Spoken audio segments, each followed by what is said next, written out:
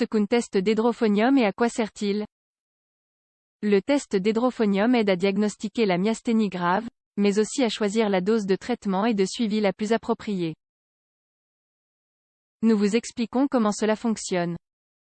Le test de l'hydrophonium, également appelé test tension marque déposée, est un test pharmacologique. Il consiste à injecter du bromure ou du chlorure d'hydrophonium, qui sont des substances qui réagissent à la transmission des impulsions nerveuses au niveau musculaire. L'objectif est d'étudier la fatigue musculaire d'un patient. Par conséquent, il est prescrit pour diagnostiquer et évaluer la réponse au traitement de la myasthénie grave.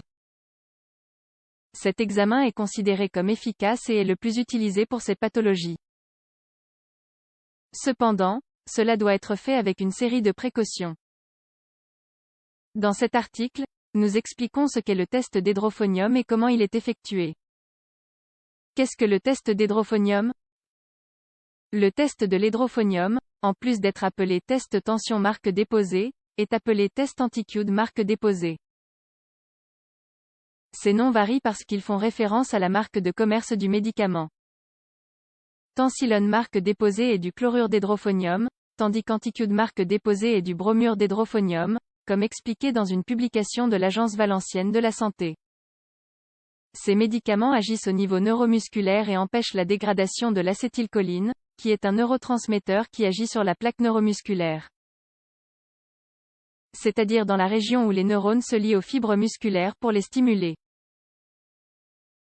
En inhibant la dégradation de l'acétylcholine, ce qui se passe, c'est qu'une stimulation musculaire plus marquée se produit. Par conséquent, le test de l'hydrophonium consiste à observer quelle réponse se produit au niveau musculaire. Il existe des maladies, telles que la myasthénie grave, dans lesquelles il y a des changements dans les fibres musculaires dus à l'acétylcholine. Par conséquent, il sert à diagnostiquer et à surveiller cette pathologie. Quand le test d'hydrophonium est-il nécessaire? Le test d'hydrophonium est généralement demandé lorsqu'il est soupçonné que le patient souffre de myasthénie grave. Il est également utilisé pour contrôler la dose de médicaments anticholinestérétiques lorsque la maladie a déjà été diagnostiquée.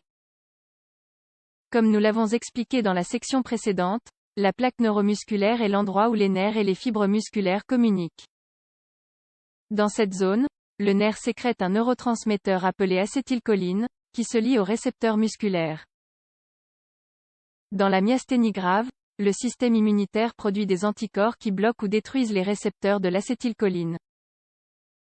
C'est pourquoi le muscle reçoit moins de stimuli. De cette façon, il y a faiblesse et fatigue musculaire rapide.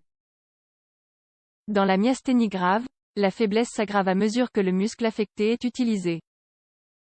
Selon les spécialistes de la Mayo Clinic, les symptômes s'améliorent avec le repos. Au fil des ans, les symptômes progressent et les périodes de repos cessent de compenser la faiblesse. Plus de la moitié des patients commencent par des signes dans les muscles oculaires. Par conséquent, deux symptômes très typiques sont la chute de paupières et la double vision. Que fait l'hydrophonium dans la myasthénie grave? Le test à l'hydrophonium ne provoque pas de décomposition de l'acétylcholine.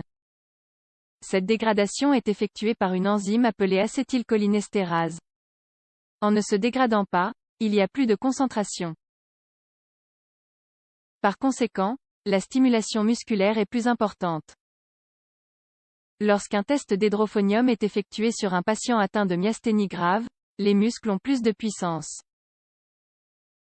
En outre, ce test permet également d'évaluer quel est le traitement le plus adapté en termes de dose. Préparation préalable. Avant d'effectuer le test d'hydrophonium, il est important de tenir compte de certains aspects. Il est essentiel que le médecin sache quels médicaments le patient prend, y compris les suppléments ou autres remèdes à base de plantes. La raison en est que bon nombre de ces substances peuvent interférer avec le résultat. Par exemple, ceux qui modifient le plus souvent le test de l'hydrophonium sont les inhibiteurs de l'acétylcholinestérase. Ce sont des médicaments utilisés pour traiter la démence, tels que le donépézil et la rivastigmine. L'idée est que le médecin conseille s'il est nécessaire ou non de les suspendre avant d'effectuer l'examen. il est également possible que certaines restrictions alimentaires soient établies les jours précédents. Comment le test d'hydrophonium est-il effectué? Le test d'hydrophonium est effectué par un médecin. Il se fait généralement dans un cabinet de neurologie spécialisé. Tout d'abord, une aiguille intraveineuse est insérée dans le bras ou la main du patient. Une petite quantité d'hydrophonium est injectée à travers cette aiguille. Pour commencer à étudier s'il s'agit de myasthénie grave, le médecin demande à la personne de faire des mouvements répétitifs. Selon un article du service de santé galicien, les mouvements peuvent se faire avec différentes parties du corps. Par exemple, sortir de la chaise, croiser vos jambes, en gardant les bras levés. La voix est également étudiée, demandant au patient de compter une centaine à l'envers. Plusieurs doses du médicament sont injectées pendant le test d'hydrophonium. Cela aide à vérifier si le muscle reprend de la force après chaque injection. Si cela se produit, le diagnostic de myasthénie grave est posé. Que signifie le résultat? Les résultats du test d'hydrophonium sont généralement obtenus immédiatement. Comme nous l'avons expliqué dans la section précédente, il est constaté que le patient souffre de myasthénie grave si, après chaque injection d'hydrophonium, le muscle retrouve une certaine force. Cependant, dans certains cas, d'autres tests sont nécessaires pour confirmer le diagnostic. Dans ce cas, si l'hydrophonium produit une stimulation transitoire, cela signifie que la pathologie s'est aggravée. En revanche, si lors de l'injection du médicament, le muscle s'affaiblit, le test indique qu'il y a un surdosage par des anticholinestéras. Risques et recommandations. Le test d'hydrophonium est considéré comme un test efficace et sûr. Cependant, il est associé à un certain nombre d'effets secondaires qui apparaissent fréquemment. Cependant, ils sont brefs et ne restent généralement pas au-delà de quelques minutes. Les nausées et les douleurs à l'estomac sont deux des effets les plus courants. Des difficultés respiratoires, la transpiration, des étourdissements et une vision floue peuvent également apparaître. D'autres patients souffrent de spasmes dans les paupières, d'une salivation accrue et même d'évanouissement. Comme pour toute injection, une ecchymose peut se former dans la zone où l'aiguille a été placée. Idéalement, appliquez de la pression ou de la glace pendant les 24 premières heures pour réduire l'inflammation. Il y a peu de cas où le test d'hydrophonium a eu de graves répercussions. Il n'est pas conseillé de l'effectuer chez les personnes souffrant d'arythmie de base, d'hypofréquence cardiaque ou d'hypertension artérielle.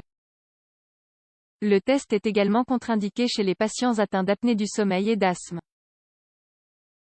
S'il est vrai que les effets secondaires sont limités, dans les cas où l'inconfort persiste, une injection d'atropine peut être administrée pour inverser les effets. La myasthénie grave est la principale indication. Le test de l'hydrophonium est un test utile pour diagnostiquer la myasthénie grave. Il sert également à suivre le traitement de celle-ci. Les problèmes avec le dosage du médicament sont fréquents. Il est important de mener régulièrement des études chez ces patients afin d'éviter les complications graves. En outre, cet essai est considéré comme sûr et efficace, à condition qu'il soit effectué dans un environnement contrôlé.